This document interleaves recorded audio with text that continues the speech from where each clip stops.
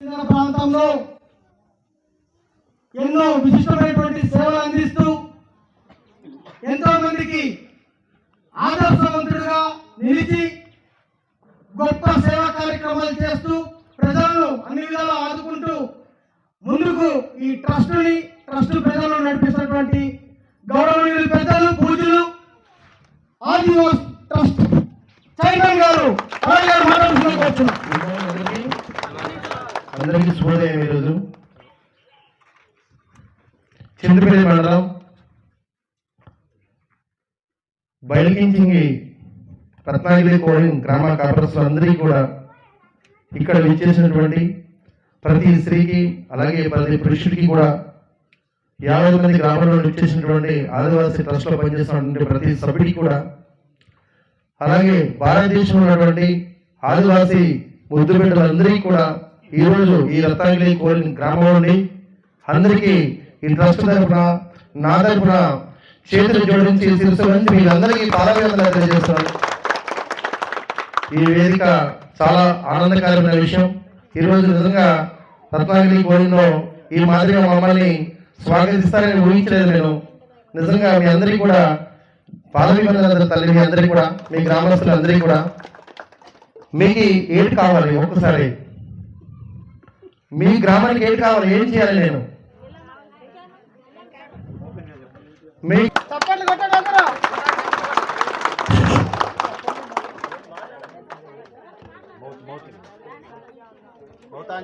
అందరికీ ప్రజలకి ఈ ఒక రత్నాగిరి కోడింగ్కి ఉపయోగపడే ఏది కావాలో కోరుకోండి.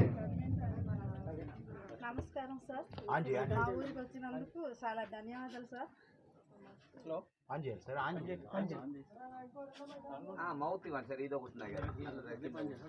ఊరికి ఈ ట్రస్ట్ తీసుకొచ్చినందుకు చాలా సంతోషం సార్.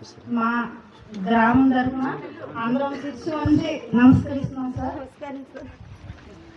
సార్ మాకు ఈరోజు అన్ని కన్వీనెంట్గా ఉన్నాయి సార్. ప్రజెంట్ కమిటీ హాల్ ఒకటి మాత్రం లేదు సార్. దయచేసి మీరు మీ మంచి మనసుతో మాకు కమిటీ హాల్ ఏర్పాటు చేస్తే ఇలాగ మన ట్రస్ట్ వాళ్ళు అందరూ వచ్చినప్పుడు ఆ కమిటీ హాల్లో కూర్చొని మీ అందరితో మా కష్టం వస్తారని మేము చెప్పుకోవాలని కోరుకుంటున్నాం సార్. ఓకేనండి, మేము రాజకీయ నాయకులు కాదు, మేము పూర్తిగా సేవలు చేసే దృక్పథం కలిగినటువంటి వ్యక్తులం, మాటిస్తే మాట కట్టుబడి ఉన్న వ్యక్తులం. మీరు నిజంగా ఇంత ప్రేమగా మమ్మల్ని, నన్ను ఆదివాసీ ట్రస్ట్లో పనిచేసినటువంటి 180,000 మందిని గౌరవించి ఈరోజు మీ గ్రామానికి ఆహ్వానించి మమ్మల్ని మన్నించినందుకు మీ చిన్న కోరిక అది.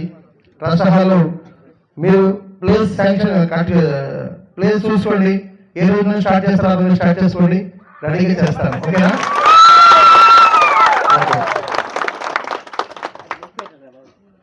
మీరు ఒకసారి ట్రస్ట్లో రావాలి, ట్రస్ట్ ఆఫీస్ రావాలి. ఎందుకంటే ఏదే రూల్ అండ్ రెగ్యులేషన్స్ ప్రకారం, మా సిస్టమ్ ప్రకారం మీరు చిన్న వినతి ఏమనుకోకూడదు.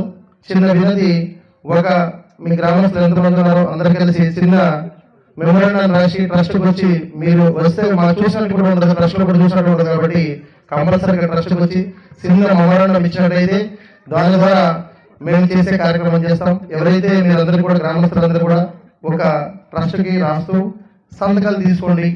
సంతకాలు తీసుకొని మా ట్రస్ట్కి మీరు ఆడతలను వచ్చినట్టయితే కంపల్సరీ కూడా మీరు ప్లేస్ సెట్ చేసుకోండి.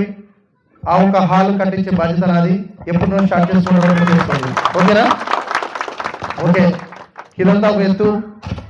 ఎందుకంటే ఆదివాసీ ట్రస్ట్ దాదాపు ఓకే తల్లి కూర్చోండి అందరు కూడా. ఓకే, మీ కోరిక అంతే కదా? ఓకే, తర్వాత చేద్దాంలే.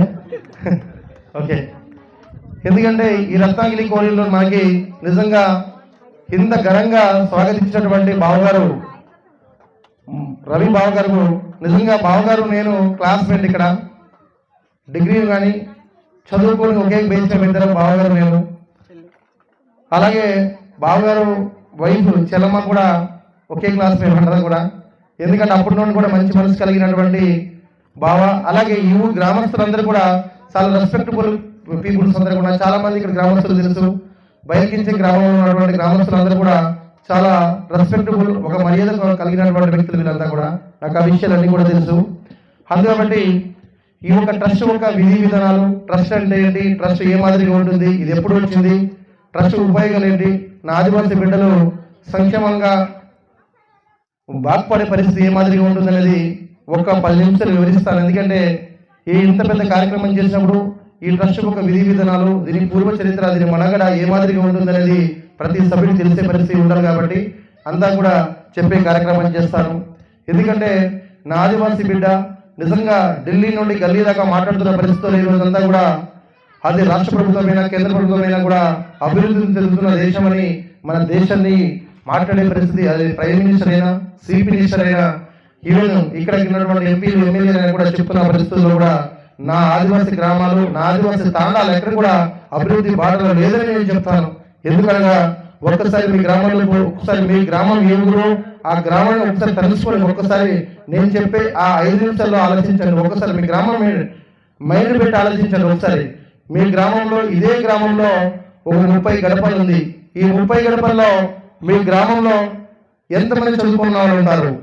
30 మంది గడపల్లో దాదాపు 100 మంది పైబడి జనాభా ఉంటుంది. ఈ 100 మంది పైబడి జనాభాలో ఎంతమంది చదువుకున్న వాళ్ళు ఉంటారు? మా అంటే కొత్త గొప్పగా డెవలప్మెంట్ అయింది కానీ పర్వాలేదు, కానీ చాలా గ్రామాల్లో ఒక 100 మంది జనాభా ఉంటే ఒక 10 మంది 15 మంది మాత్రమే చదువుకున్న వాళ్ళు ఉంటారు. మిగతా 80% చదువుకున్న వాళ్ళే ఉంటారు. ఎక్కడ అభివృద్ధి చెందింది? ఈ ఒక 20-30 మంది చదువుకున్న వాళ్ళు ఉన్నా కూడా అందులో ఉద్యోగ ధర్మంలో కూడా ఎక్కడైనా మీ గ్రామంలో మండలాధికారి వారని అడుగుతున్నా, ఒక ఎంపీడీఓ కానీ, ఒక ఎస్ఐ అధికారి కానీ, ఒక ఎంఆర్ఓ అధికారి కానీ, ఒక డాక్టర్ కానీ, ఒక ఇంజనీర్ కానీ, ఒక కలెక్టర్ కానీ, ఒక ఐపీఎస్ ఆఫీసర్ కానీ మీ గ్రామంలో ఉన్నారని అడుగుతున్నా నేను. ఉన్నారా? ఉంటే వేరే లెక్క పెడతాం మనమంతా కూడా. ఇక్కడే కాదు, నా ఆదివాసీ తాండాలో ఎక్కడ కూడా ఈ స్థాయి అధికారులు ఎక్కడ కూడా లేదు. కారణం మనమంతా కూడా నిరక్షరాస్యత, చదువు లేకపోవడమే దీనికి ప్రధాన కారణం. అందుకబట్టి ఇలా కాకూడదు. నా ఆదివాసీ బిడ్డలంతా కూడా చదువుకోవాలని ప్రాధాన్యతగా, మనం చదువుకుంటేనే గొప్ప స్థాయిలో పోయే పరిస్థితి ఉంటుంది. కాబట్టి చదువుని ప్రాముఖ్యత ఇస్తూ దాంతో భాగంగా మనం చదువుకోవడం వల్ల ఇండియన్ కాన్స్టిట్యూషన్లోని భారత రాజ్యాంగం కానీ, ఇండియన్ డెమోక్రసీ, భారత ప్రజాస్వామ్యం కానీ తెలుసుకునే పరిస్థితి ప్రతి సభ్యుడికి ఉండే పరిస్థితి ఉంటుంది. అందుకబట్టి ఆదివాసీ ముద్దు బిడ్డలారా, ప్రతి సభ్యుడి కూడా మనం చైతన్యవంతులుగా తయారవ్వాలి. చైతన్యవంతులుగా తయారై గొంతెత్తి మాట్లాడే ప్రతి సభ్యుడు తెలుసుకునే పరిస్థితి కావాలి. అందుకబట్టి ఈ ఆదివాసీ ట్రస్ట్ తీసుకొచ్చినటువంటి ప్రధాన ఉద్దేశం ఏంటంటే, నా ఆదివాసీ బిడ్డ మార్పు చెందాలి. భూమి పుట్టిన తర్వాత మొట్టమొదటి పుట్టినవాడు ఆదివాసీవే. అయినా కూడా దాదాపు వేలాది సంవత్సరాలు, లక్షల సంవత్సరాలు అయినా కూడా ఎక్కడ కూడా నా ఆదివాసీ బిడ్డ ఎక్కడ వేసిన గొంగలు అక్కడ ఉండే పరిస్థితి కానీ, ముందుకు వెళ్ళే పరిస్థితి ఎక్కడ కూడా లేదు. అందుకబట్టి అలా కాకూడదు. నా ఆదివాసీ బిడ్డ కంప్లీట్ గా భారత రాజ్యాంగంలోని ప్రత్యేకమైన హక్కులు, చట్టాలు, శాసనాలు, ఇండియన్ పినల్ కోడ్ కానీ, సిఆర్పి సెక్షన్ కానీ, ఐపీసీ సెక్షన్ కానీ, స్పెషల్ ల్యాండ్ అండి, లోకల్ ల్యాండ్ అండి, ప్రతి సభ్యుడికి తెలిసే పరిస్థితి కావాలి. అలా కావాలనుకున్నప్పుడు మనమంతా కూడా చదువుకునే పరిస్థితి ఉన్నప్పుడు మాత్రమే తెలిసే పరిస్థితి ఉంటుంది. అందుకబట్టి ప్రతి సభ్యుడు కూడా చట్టాల మీద, శాసనాల మీద, స్త్రీ అయినా పురుషులైనా కూడా ప్రతి సభ్యుడు తెలుసుకోవాలి అనుకుంటే చదువు మనకు ప్రాముఖ్యత. అందుకబట్టి ఏజెన్సీ గ్రామాల్లో ఉన్నటువంటి ప్రతి ప్రాంతంలో కూడా ఆదివాసీ బిడ్డలందరూ కూడా చదువుకునే పరిస్థితి కావాలి మనమంతా కూడా. అందుకబట్టి దీనికి మనమంతా కూడా చైతన్యవంతులు తయారు కావాలి అంటే శాసనాలు, చట్టాలు తెలుసుకునే పరిస్థితి ఒక భాగం అయితే, మనం మనకు వచ్చేటటువంటి ఏదైతే ప్రభుత్వాల నుండి వచ్చినటువంటి సంక్షేమ పథకాలు కానీ, అలాగే వచ్చేటటువంటి బడ్జెట్ కానీ, ప్రతి విషయం కూడా తెలుసుకునే పరిస్థితి కావాలనుకున్నప్పుడు కంపల్సరీ కూడా చదువు అనేది చాలా విలువైనది. చదువు లేకపోతే భగవంతుడు ఒకసారి మనం గుర్తుపెట్టుకోవాలా, ప్రపంచ భూభాగంలో ఎంత ఉందో ఎన్నో కోట్లాది జీవరాశులు ఈ భూ ప్రపంచంలో ఉంది. ఈ కోట్లాది జీవరాశుల్లో అన్నికన్నా ఒక తెలివైన జీవరాశి ఏంటి అంటే మనిషి మాత్రమే.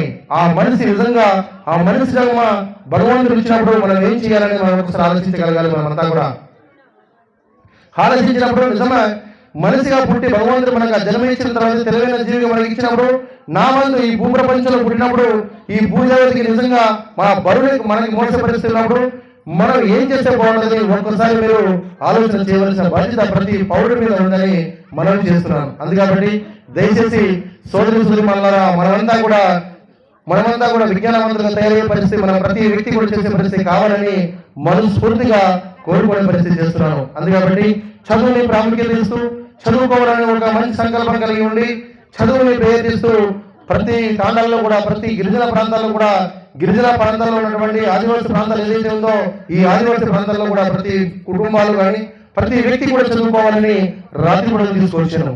మొదటిగా ట్రస్ట్ తీసుకొచ్చి మొదటి శ్రీకారం చుట్టినటువంటి ఏ వ్యవస్థ అంటే రాత్రి కూడా తీసుకొచ్చాను.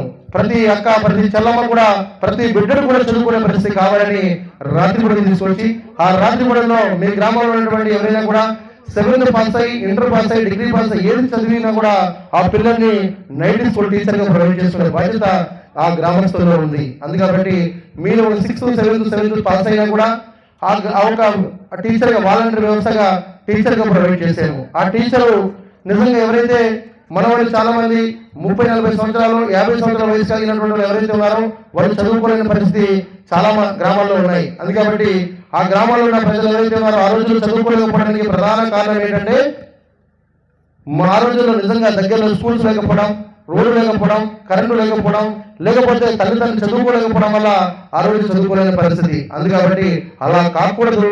కంప్లీట్ గా ఈ రోజు మనము కొత్త గొప్ప జనరేషన్ వచ్చినప్పుడు ఆదివాసీ బిడ్డ అనే వ్యక్తి ప్రతి సభ్యుడి కూడా చదువుకునే పరిస్థితి కావాలని రాత్రి కూడా తీసుకొచ్చి మీరు నిజంగా ఉండే పరిస్థితి చదువుకునే పరిస్థితి కావాలనుకున్నప్పుడు మీరు కంప్లీట్ గా నిజంగా 30-40 సంవత్సరాలు 50 సంవత్సరాలు ఎవరైతే చదువుకోలేదో ఆ వయసులో రాత్రి పడికి పోయినప్పుడు ఒక్కసారి మీకు అనిపిస్తాయి నిజంగా నేను ఇప్పుడు ఆలోచిస్తున్నాను, అలాగే సంతకాలు నేర్చుకుంటున్నాను, కానీ నా బిడ్డ అలా కాకూడదు, గొప్ప స్థాయిలో పోవాలని ఆ తల్లిదండ్రులు కలవగంటాయి. అందుకబట్టి నాది కూడా మారుమూల గిరిజన ప్రాంతంలో ఉన్నటువంటి తాండా నాది కూడా చాలా మారుమూల ప్రాంతం నాది కూడా నా రోడ్డులోని నా గ్రామంలోని రోడ్డు కానీ కరెంటు కానీ మంచినీళ్ళు కానీ విద్య కానీ వైద్యం కానీ సక్రమంగా లేని గ్రామం నేను పుట్టాను నేను కూడా. కానీ ఆ రోజు నా తల్లిదండ్రులు చదివించే పరిస్థితి ఉన్నప్పుడు నా తల్లిదండ్రులు కూడా ఎటువంటి అక్షర జ్ఞానం లేనటువంటి వ్యక్తులు ఆ రోజు వాళ్ళు ప్రభుత్వ బడుల్లో పడేసిన తర్వాత ఆ రోజు చదువుకోవడం వల్ల ఈ రోజు నిజంగా మీ దగ్గరికి వచ్చి నేను మాట్లాడగలుగుతున్నాను. అందుకబట్టి ప్రతి సభ్యుడి కూడా చదువుకునే పరిస్థితి కావాలని ఈ రోజు రాత్రి కూడా తీసుకొచ్చాను. అందుకబట్టి ప్రతి అక్కకి ప్రతి చెల్లమ్మకి ప్రతి అవ్వకు ప్రతి తాతకి చెప్పే ప్రతి మాట నేను ఏంటంటే చదువుకోవాలి. మనమంతా కూడా ఆదివాసీ తాండాలో ఉన్నటువంటి ప్రతి పేద బిడ్డలు కూడా చదువుకునే పరిస్థితి కావాలని చదువులు ప్రాముఖ్యత ఇస్తూ ఈ చదువు ఓన్లీ నేటివ్ స్కూల్స్ కాకుండా మన బిడ్డలు ఎవరైతే గొప్ప స్థాయిలో ఉండాలని ఏదైతే కళలు కన్నానో ఆ కళలు నిజం కావాలనుకున్నప్పుడు కంపల్సరీ వాళ్ళకి భరోసా ఉండే పరిస్థితి ఈ ట్రస్ట్ ఉండాలని పూర్తిగా ఏ బిడ్డలైతే నిజంగా ఆదివాసీ ప్రాంతంలో ప్రజలు ఎవరైతే ఉన్నారో డాక్టర్లుగా ఉండాలి, ఇంజనీర్లుగా ఉండాలి, కలెక్టర్గా ఉండాలి, ఒక IAS IPS ఆఫీసర్ కావాలనుకున్నప్పుడు నిజంగా చదువుకునే సత్తా మనలో టాలెంట్ పర్సన్స్ ఉన్నప్పుడు కూడా నిజంగా పేదరికం వెంటాడే పరిస్థితి. అందుకబట్టి ఆ పేదరికం వెంటాడే పరిస్థితి ఉన్నప్పుడు ఎంత తెలివైన వ్యక్తి అయినా కూడా నిజంగా ముందుకు పోవాలంటే పెద్ద పెద్ద చదువులు పోవాలంటే పెద్ద పెద్ద ఉద్యోగాలు చేయాలంటే అది సహజం కాని పరిస్థితి. అందుకబట్టి అలా కాకూడదని నిజంగా ఒక పేదవాడైన డాక్టర్గా మన ఆదివాసీ బిడ్డల్లో నేను చూసానని అడుగుతున్నాను. ఎక్కడైనా కూడా ఒక పేద కుటుంబంలో పుట్టినటువంటి బిడ్డడు డాక్టర్ అయ్యాడని ఎక్కడైనా మనకి ఎక్కడ లేదు. ఎందుకంటే ఆ చదువు డబ్బులతో చదువు, డబ్బు ఉంటే కానీ చదివే పరిస్థితులు లేదు. ఓ డాక్టర్ చదవాలంటే మినిమం 40, 50, 60 లక్షలు ఖర్చు అయ్యే పరిస్థితి. మనకు ఆ స్తోమత ఉందామని చదివించే పరిస్థితి. మనం నిజంగా ఆ చదివే టాలెంట్ ఉన్నా కూడా నిజంగా బిడ్డడికి టాలెంట్ ఉన్నా కూడా ఆ కుటుంబానికి పోయే పరిస్థితికి వచ్చేటప్పుడు కనీసం 100 రూపాయలు లేని కుటుంబాలు కూడా చాలా కుటుంబాలు ఉన్నాయి. అందుకబట్టి అలా కాకూడదు. నా ఆదివాసీ బిడ్డ కంపల్సరీగా డాక్టర్ కావాలి, ఇంజనీర్ కావాలని ఆశయంతో ఈ ట్రస్ట్ ద్వారా ఎవరైనా కూడా మీ పిల్లల్లో కూడా డాక్టర్ చదివించే పరిస్థితి ఉంటే మీరు చదివించిన స్థాయి ఉన్నా కూడా ఈ ట్రస్ట్ చదివించే పరిస్థితి తీసుకొచ్చాను. అందుకబట్టి మీ పిల్లల్ని డాక్టర్ చేయాలి, ఇంజనీర్లు చేయాలి. దాని భాగంగా డాక్టర్ ఇంజనీర్ కాకుండా నిజంగా భారతదేశాన్ని ప్రపంచ దేశాల ఒక మేధాశక్తి సంపాదించి ఈ భూభాగంలో భౌగోళిక పరిస్థితి ఏ మాదిరిగా ఉంటుందనేది ఆ ఒక ఆఫీసర్ స్థాయిలో ఉన్నటువంటి వ్యక్తులు ఒక IAS ఆఫీసర్, IPS ఆఫీసర్ స్థాయికి ఉంటుంది. ఎందుకంటే దేశాన్ని నిజంగా ఒక పాపులేషన్ ని చూసే పరిస్థితి వాళ్ళకి మాత్రమే ఉంటుంది. కాబట్టి ఆ స్థాయి మన ఒక ఆదివాసీ బిడ్డకు కూడా ఆ స్థాయి ఉండాలనే ఉద్దేశంతో నిజంగా మనం డాక్టర్ కావాలి ఎంతో పాటు ఒక కలెక్టర్ కానీ ఇంజనీర్ కావాలనే పరిస్థితులకు వచ్చినప్పుడు కంపల్సరీ కూడా దానిలో మనం చదువుకునే బడులు ఏ మాదిరిగా ఉంటుంది అంటే నిజంగా అంతా కూడా ప్రభుత్వ బడులు చదువుకునే పరిస్థితి. ప్రభుత్వ బడులు చదువుకునే పరిస్థితి వచ్చినప్పుడు నిజంగా సక్రమైనటువంటి ఇంగ్లీష్ కానీ హిందీ కానీ మనకు వచ్చే పరిస్థితి ఉండదు, చాలా తక్కువ ఉంటుంది. అందుకబట్టి మన పిల్లవాడు ఒక సివిల్ సర్వీసెస్ పోవాలి అనుకున్నప్పుడు ఆ పిల్లవాడు నిజంగా ఆ ఒక కాంపిటేటివ్ ఎగ్జామ్స్ లో ప్రిపేర్ కావాలనుకుంటే ప్రతి పేపర్ కూడా ఇంగ్లీష్ తోనే ఉండే పరిస్థితి. అలా కావాలనుకున్నప్పుడు డైరెక్ట్ గా కాంపిటీషన్ లో రాసే పరిస్థితి మనకి తక్కువ ఉంటుంది, రాసినా కూడా క్వాలిఫైడ్ అయ్యే పరిస్థితి తక్కువ ఉంటుంది. కాబట్టి అలా కాకూడదు. కంపల్సరీ కూడా కోచింగ్ పోయే పరిస్థితి కావాలి. కోచింగ్ పోయే పరిస్థితి కావాలనుకున్నప్పుడు కంపల్సరీ కూడా ఒక హైదరాబాద్లో కానీ ఒక ఢిల్లీలో కానీ సివిల్ సర్వీసెస్ కోచింగ్ పంపిస్తే మన బిడ్డలు కూడా చదివే పరిస్థితి ఉంటుంది. కాబట్టి మీలో ఎవరైనా కూడా డిగ్రీ పాస్ అయ్యి ఆ పర్సన్ ఐఏఎస్ ఐపీఎస్ అయ్యే పరిస్థితి నేను చేస్తాననుకుంటే ఆ పిల్లల్ని కూడా సివిల్ సర్వీసెస్ కి హైదరాబాద్ కానీ ఢిల్లీలో కానీ కోచింగ్ పంపించే బాధ్యత కూడా ఈ యొక్క ట్రస్ట్ తీసుకునే పరిస్థితి తీసుకొచ్చాను. కాబట్టి దయచేసి దాంట్లో భాగంగా ఎవరైతే పేద పిల్లలు ఉంటారో, తల్లిదండ్రులు లేని పిల్లలు ఎవరైతే ఉంటారో, ఆ తల్లిదండ్రులు లేని పిల్లలు ఎవరైనా ఉంటే కంపల్సరిగా పిల్లల్ని చదివించండి. ఒకవేళ చదివించలేని పరిస్థితి మీకు ఉంటే ట్రస్ట్ లో ఒకటి చెప్పండి, ఆ పిల్లవాడిని కూడా గొప్ప స్థాయిలో తీసుకుపోయే పరిస్థితి తీసుకొచ్చాను. అంతేకాకుండా మీ పిల్లల్లో కూడా ఎవరైనా కూడా డ్రాప్ అవుట్ పిల్లలు అంటే స్త్రీలు కానీ పురుషులు కానీ ఎవరైనా ఉంటే, ఆ పిల్లలు డ్రాప్ అవుట్ పిల్లలు ఎవరైనా ఉంటే ఆ పిల్లల్ని కూడా నిజంగా మీరు చదివించలే స్థాయి లేకపోతే ఆ పిల్లల్ని తీసుకురండి. మేము కూడా ఆర్థికంగా సాయం చేసి ఆ పిల్లల్ని కూడా చదివించే కార్యక్రమాన్ని తీసుకొచ్చాను. ఎందుకంటే చదువు చాలా ప్రాముఖ్యత. చదువు లేకపోతే నిజంగా మనం ముందుకు పోయే పరిస్థితి లేదు. అంతకాకుండా మనకు భగవంతుడు నిజంగా జన్మ ఇచ్చిన తర్వాత తల్లి గర్భం నుండి 9 మాసాలు మోసి మన గర్భం ఇచ్చిన తర్వాత మనకందరికీ కూడా మానవ జన్మలో 2 కళ్ళు 2 చేతులు ఏ మాదిరిగా ఉంటుందో, 2 కళ్ళు బయట ప్రపంచం చూసే పరిస్థితున్నప్పుడు మనం 3వ నేత్రం ఏంటంటే చదువు మాత్రమే. అందుకని చదువు అనేది ప్రతి కుటుంబంలో కూడా ప్రతి పిల్లల్లో కూడా మీలో కూడా చదువుకోవాలి. అందుకని దయచేసి ప్రతి సోదరికి కూడా నేను చెప్పే విషయం, చదువుని ప్రాముఖ్యత ఇద్దాం, చదువుకోవాలి. ప్రతి దగ్గర చదువులో బాటలు నడిపినప్పుడు మాత్రమే ప్రపంచాన్ని మన ఆదివాసీ బిడ్డలు జయించగలుగుతారు. అందుకని మనం అందరినీ కూడా మీరు ఏ స్థాయిలో చదివే పరిస్థితి ఉన్నా కూడా ఈ ట్రస్ట్ ద్వారా దాదాపు 10 కోట్ల చిల్లర ఈ ట్రస్ట్కి ఈ ఎడ్యుకేషన్ పర్పస్ పెట్టే పరిస్థితి తీసుకొస్తున్నారు. కాబట్టి మీ పిల్లల్లో కూడా ఎవరైనా కూడా చదివే పరిస్థితి ఉంటే ఎట్టి పరిస్థితిలో చదివించే బాధ్యత మన సభ్యుల మీద ఉంది. కాబట్టి ప్రతి వ్యక్తి కూడా చదువు మీద దృష్టి పెట్టాలి. మనమంతా కూడా చదువు ఉంటే కానీ ముందుకు పోయే పరిస్థితి ఏం చేయలేము మనమంతా కూడా. అందుకబట్టి చదువు చాలా ప్రాముఖ్యమైన విషయం. కాబట్టి ఈ చదువు మాత్రం గొప్ప స్థాయిలో, ఏదో చిన్న స్థాయి కాకుండా మన పిల్లలు గొప్ప స్థాయిలో ఉండాలి, దేశ స్థాయిలో కనిపించే పరిస్థితి కావాలి. అది ఈరోజు మనమంతా కూడా ఈ జనరేషన్ లో మనం తయారు చేసే బాధ్యత ప్రతి సభ్యుడి మీద ఉంది. చేద్దాం, మనమందరూ కూడా చేద్దామా? ఓకే. ఇందులో భాగంగా చదువుతో భాగంగా మనమంతా కూడా వాలంటరీ వ్యవస్థ ఏ మాదిరిగా అంటే విద్యా వాలంటరీ ఏ మాదిరిగా తీసుకొచ్చామంటే ప్రతి గ్రామంలో కూడా విద్యా వాలంటరీ ఉండాలి. చదువుకునే వాళ్ళు ఎవరైనా ఉంటే వాళ్ళు చదువుకునే పరిస్థితి, పిల్లలు చదువుకునే వాళ్ళు ఉంటే వాళ్ళు కూడా చదువుకునే పరిస్థితి. అంతేకాకుండా మన అభివృద్ధి పర్పస్ మీద ఆదివాసీ ట్రస్ట్ అంటేనే ఆదివాసీ స్వచ్ఛంద సేవా సంస్థ అనేది దాదాపు 2.5 సంవత్సరాల కాలం పాటు ఈ వ్యవస్థ నడుస్తుంది. చింతపల్లి ఎన్నుకోవడంలో అంతర్ల గ్రామంలో మన ప్రాంతమే మా అంటే ఒక 5 km 10 km ఉంటుంది. మీకు ఇక్కడ నుంచి వచ్చే పరిస్థితికి వచ్చినప్పుడు ఒక 5 కిలోమీటర్లు మన ప్రాంతం ఇదంతా కూడా మీ మండలం, మీ ప్రాంతం దాదాపు అల్లూరి జిల్లాలో 22 మండలాలు ఉంటే ఈ 22 మండలాల్లో 10 మండలాల్లో ఆదివాసీ ట్రస్ట్ ఏర్పాటు చేసాం. ప్రతి మండలంలో కూడా ఓన్ బ్రాంచ్ ఏర్పాటు చేసే పరిస్థితి తీసుకొస్తున్నాం. ఈ 10 మండలాలు కాకుండా మన రాష్ట్రమే కాకుండా పక్క రాష్ట్రమైనటువంటి ఒరిస్సా రాష్ట్రంలో కూడా ఈరోజు బ్రాంచ్ ఏర్పాటు చేశాను. ఒరిస్సా రాష్ట్రమే కాకుండా తెలంగాణ రాష్ట్రంలో కూడా ఆదిలాబాద్ జిల్లాలో కూడా తెలంగాణ రాష్ట్రంలో కూడా ఆదివాసీ ట్రస్ట్ తీసుకునే పరిస్థితి వచ్చాను. అది కాబట్టి ఇది కేవలం మన రాష్ట్రమో ఒరిస్సా రాష్ట్రమో తెలంగాణ రాష్ట్రమే కాకుండా ఏడాది భారతదేశంలోనే ఈ ఆదివాసీ ట్రస్ట్ తీసుకునే పరిస్థితి తీసుకురావాలి. మనమంతా కూడా ఒక్కసారి ఆలోచించాలా? అల్లూరి సీతారామరాజు విప్లవ యోధుడు ఈరోజు మనమంతా కూడా సందర్శించుకునే దినంగా భావించే పరిస్థితి ఉన్నప్పుడు ఢిల్లీ నుండి గల్లీ దాకా అల్లూరి సీతారామరాజు మన భారతదేశంలోనే గుర్తుండిపోయే ఒక విప్లవ యోధుడుగా గుర్తించే పరిస్థితి మనం అందరూ చూస్తున్నాం, వింటున్నాం. మనం అందరూ కూడా ఆ మాదిరి ఏదైతే అల్లూరి సీతారామరాజు నడిచినటువంటి అడుగుజాడలు చింతపల్లి ఏదైతే ప్రాంతంలో ఉందో ఆ ప్రాంతంలో పుట్టినటువంటి ఆదివాసీ ట్రస్ట్ ఈరోజు అంచెలంచెలుగా మొత్తం దేశ స్థాయిలో పోయే పరిస్థితి చూస్తున్నాం మనమంతా కూడా. అందుకబట్టి ఈ వ్యవస్థ నాది కాదు, మన అందరిది. కాబట్టి నాతో పాటు మీరందరూ కూడా మీ భుజస్కంధాల మీద వేసుకొని ఈ వ్యవస్థని నడిపించే బాధ్యత మీ అందరి మీద ఉంది. కాబట్టి మీరందరూ కూడా ముందుకు వచ్చే పరిస్థితి చేయగలగాలి.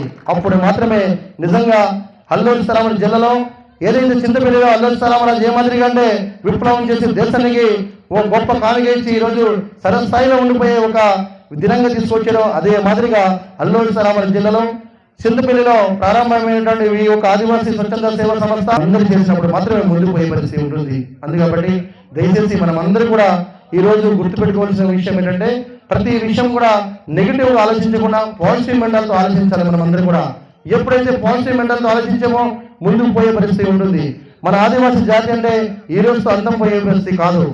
ఇంకో 1000 సంవత్సరాలు కాదు, 1,00,000 సంవత్సరాలు కాదు, భూమి ఆకాశం ఉన్నంత వరకు ఆదివాసీ మనుగడ అనేది ఎప్పుడు పోయే పరిస్థితి ఉండదు. అందుకబట్టి ఆదివాసీ మనుగడ అనేది అంతంత మాత్రం ఉండిపోకుండా గొప్ప స్థాయిలో తీసుకోపోవాలంటే మనమందరూ కూడా మంచి మనసు కలిగి ఈ వ్యవస్థని కష్టపడి పనిచేస్తే మాత్రం కంపల్సరీ కూడా గొప్ప స్థాయిలో పోయే పరిస్థితి ఉంటుంది. అందుకబట్టి మన ఒక ఆదివాసీ బిడ్డలందరికీ కూడా ఈ యొక్క విద్యాపరంగా కానీ అన్ని రంగాల్లో కూడా తీసుకుపోయే పరిస్థితి తీసుకొచ్చాం ఈ ట్రస్ట్ ద్వారా. మొదటిగా ఆదివాసీ ట్రస్ట్ నైట్ స్కూల్స్ కాకుండా వాలంటీర్ వ్యవస్థ తీసుకొచ్చాను. ఈ వాలంటీర్ వ్యవస్థ ఏ మాదిరిగా ఉంటుంది అంటే, ఈ వాలంటీర్ వ్యవస్థ మనకి ఏదైనా కేంద్ర ప్రభుత్వం కానీ రాష్ట్ర ప్రభుత్వం కానీ ఇచ్చేటటువంటి సంక్షేమ పథకాలు కానీ అభివృద్ధి కార్యక్రమాలు కానీ అన్ని కూడా సక్రమంగా జరగాలి అనుకున్నప్పుడు కంపల్సరీ కూడా వాలంటీర్ అనే వ్యక్తి ఉండాలి. వాలంటీర్ అనే వ్యక్తి ఉన్నప్పుడు ఆదివాసీ ట్రస్ట్ నుండి వాలంటీర్గా మనం ప్రొవైడ్ చేస్తున్నాం. ఈ వ్యక్తి చేయవలసిన పనులు ఏంటి అంటే, కంప్లీట్గా వ్యక్తి చేయవలసిన పనులు ఏంటి అంటే పూర్తిగా ప్రభుత్వాల నుంచి పథకాలు కానీ అన్ని కూడా ఆ గ్రామస్తులకు సక్షమంగా అందే పరిస్థితి కావాలి. దాంతోపాటు రోడ్డు కానీ, కరెంటు కానీ, మంచినీళ్ళు కానీ, విద్య కానీ, వైద్యం కానీ సక్రమంగా అందలేని పరిస్థితి ఉంటే ఆ ఒక వాలంటరీ ఆ జిల్లా అధికారులు చెప్పినా పర్లేదు, మండలాధికారులు చెప్పినా పర్లేదు, లేదనుకుంటే ట్రస్ట్ చెప్పినా కూడా మేము చేయవలసినది మేము చేస్తాం, మేము చేయకపోతే జిల్లా అధికారులు తీసుకుపోయి సమస్య పరిష్కరించే వారిని కూడా తీసుకోబోతున్నాను. అందుకని దయచేసి మీరందరూ కూడా గుర్తుపెట్టుకోవాల్సిన విషయం, వాలంటీర్ అనేది ప్రతి గ్రామంలో ఉండాలి. అంతేకాకుండా మనం ట్రస్ట్ లో ఏదైతే మెడికల్ క్యాంపులు పెట్టిస్తున్నారో ఆ మెడికల్ క్యాంపులు ఒక గ్రామంలో పెడితే ఆ ఒక్కరోజు మాత్రం ఉండే పరిస్థితి ఉంటుంది. కానీ అలా కాకుండా ఆదివాసీ ట్రస్ట్ తరఫున మెడికల్ కిట్ ప్రొవైడ్ చేస్తున్నాను. ఎందుకంటే చాలా ప్రాంతాల్లో, చాలా మారుమూల ఇంటీరియర్ ప్రాంతాల్లో నిజంగా చూసే పరిస్థితి వచ్చినప్పుడు అక్కడ ఒక తలనొప్పి వచ్చినా, ఒక జ్వరం వచ్చినా, ఒక కడుపు నొప్పి వచ్చినా, ఏదైనా యాక్సిడెంట్ అయినప్పుడు నిజంగా ఫస్ట్ ఎయిడ్ జరిగే పరిస్థితి ఉన్నా కూడా జరగని పరిస్థితి. ఎందుకంటే ఆ తాండాల్లో, మారుమూల తాండాల్లో, మన గ్రామాల్లో ఎక్కడ కూడా నిజంగా సక్రమైనటువంటి వైద్య సదుపాయం కానీ లేని పరిస్థితి. అందుకు కాబట్టి అలా కాకుండా కంప్లీట్ గా ప్రతి గ్రామంలో కూడా ఆదివాసీ గ్రామాల్లో నిజంగా ఈ ఆదివాసీ ట్రస్ట్ తరపున మనకి మెడికల్ కిట్ ఉండాలి. ఆ మెడికల్ కిట్ అనేది ఆ వాలంటీర్ మాత్రమే ప్రొవైడ్ చేసే పరిస్థితి ఉండాలని ఈ ఒక వాలంటీర్ ఇచ్చే బాధ్యత కూడా ఈ మాదిరిగా తీసుకొచ్చాను. అందుకబట్టి మనమంతా కూడా గుర్తుపెట్టుకోవాలి.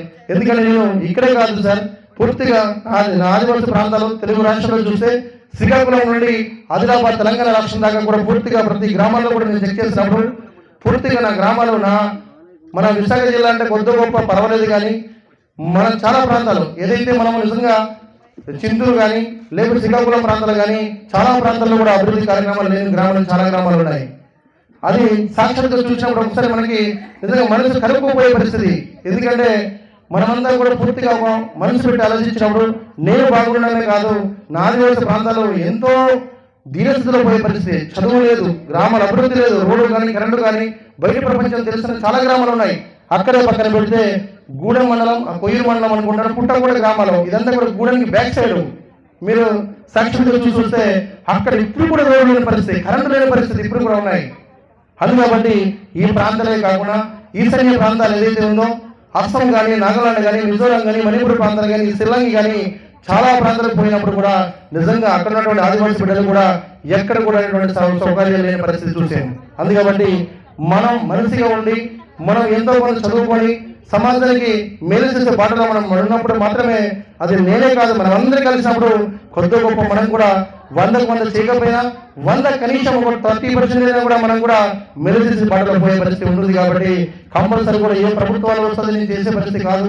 కంపల్సరీ కూడా ఏ ప్రభుత్వమో లేకపోతే ఇంకో ప్రభుత్వమో వస్తుంది మనం మేలు చేస్తుందని ఎప్పుడు కూడా మనం ఆలోచించకూడదు. మనకు మనమే నమ్ముకోవాలి, మనకు మనమే చేయగలిగినప్పుడు మాత్రమే మనం ముందుకు పోయే పరిస్థితి చేస్తాం. అందుకబట్టి మనం అందరూ కూడా గుర్తుపెట్టుకోవాల్సిన విషయం ఏంటంటే ఈరోజు నేను బాగున్నాను అనే ఆలోచన వదిలి పూర్తిగా సేవా కార్యక్రమాలకు వచ్చి మనం అందరూ నిస్వార్థంగా పనిచేసే పరిస్థితి తీసుకురావాలి మనమందరూ కూడా.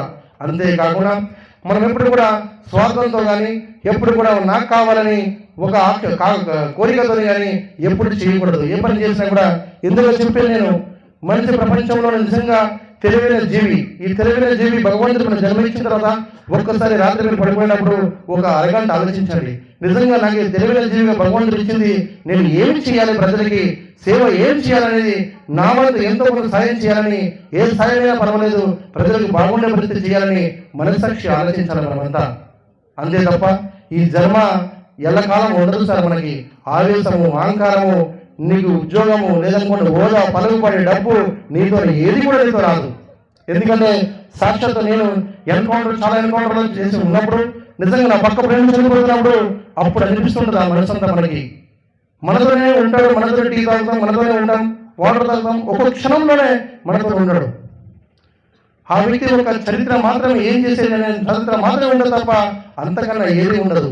మనిషి అనే కాదు, ఏ జీవైన భూప్రపంచంలో భగవంతుడు ఇచ్చినప్పుడు అది కొంతవరకే. అందుకబట్టి ఆ ఉండే కొంత ఏం చేయాలని మనం ఆలోచించగలగాలి. అందుకబట్టి దయచేసి ఇవన్నీ కూడా సేవా దృక్పథం కలిగి ఉన్నటువంటి ప్రతి మనిషి ఉండాలని మనస్ఫూర్తిగా కోరుతూ, అంతేకాకుండా వాలంటీర్ వ్యవస్థ కానీ లేకపోతే నైట్ స్కూల్స్ కానీ, అంతేకాకుండా మన గ్రామాల్లో ఉన్నటువంటి ఏదైతే మనం పండిస్తున్నామో పండించే పంట సక్రమంగా నా ఆదివాసీ బిడ్డ నిజంగా గిట్టుబడి ధర రావాలని మొదటిగా ప్రాధాన్యత ఇచ్చాను. ఎందుకంటే మనం ఆదివాసీ బిడ్డ అనే వ్యక్తి నిజంగా రాజ్యాంగంలోనే మనకి 5th షెడ్యూల్ క్లాస్ 3 ప్రకారం ఏ మాదిరిగా మనకి రాజ్యాంగంలో చట్టాల హక్కులు కల్పించారు.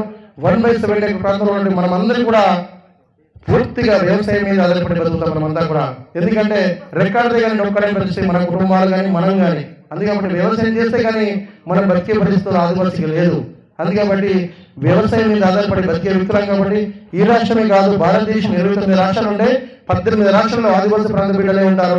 వాళ్ళందరూ కూడా ఆదివాసులు ఏ మాదిరిగా బతుకుతారంటే, ఇంకోసారి క్లారిటీ చేసుకోవాలని అందరూ కూడా ఆదివాసీ గిరిజనుడు అనే పదంలో చూడండి. ప్రభుత్వాలంతా కూడా గిరిజన సహకార సంస్థ అని, గిరిజన సంస్థ అని చాలా మాదిరిగా మనం వింటుంటాం. గిరిజనుడికి ఆదివాసీకి తేడా కూడా తెలియాలి మనందరికీ కూడా.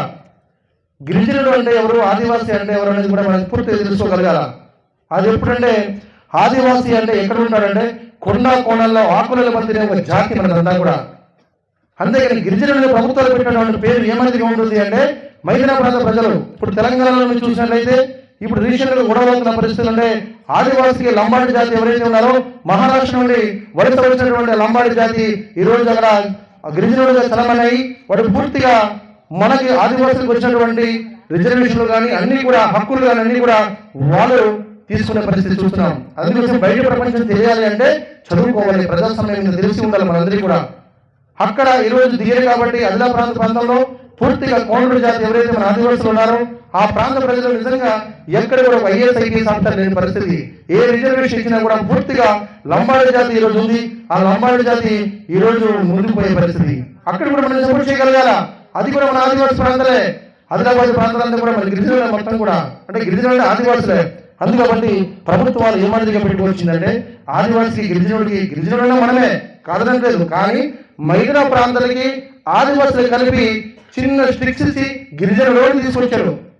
ఎస్టీ అంటే మైదాన ప్రాంతాలు కూడా ఎస్టీయే, మనం కూడా ఎస్టీలే కాదనట్లేదు. కానీ పూర్తిగా 1/7 ప్రాంతాలు ఏదైతే భూబదయింపు చట్టం ప్రాంతాలు ఏదైతే ఉందో ఆ భూబదయింపు చట్టాన్ని ప్రత్యేకంగా ఇండియన్ కాన్స్టిట్యూషన్లోని ఆర్టికల్ 291 ప్రకారం ఏదైతే ఉందో పూర్తిగా మన భూభాగం అంతా కూడా మనం పూర్తిగా కొండల్లో ఉన్నటువంటి ప్రాంతాలు, కోయల్లో ఉన్నటువంటి ప్రాంతాలు ఏదైతే ఉందో ఆకులలో మందిని ఒక జాతిగా పరిగణించి మనం ప్రత్యేకంగా ఆదివాసులుగా మనకి చలమని చేసే పరిస్థితి.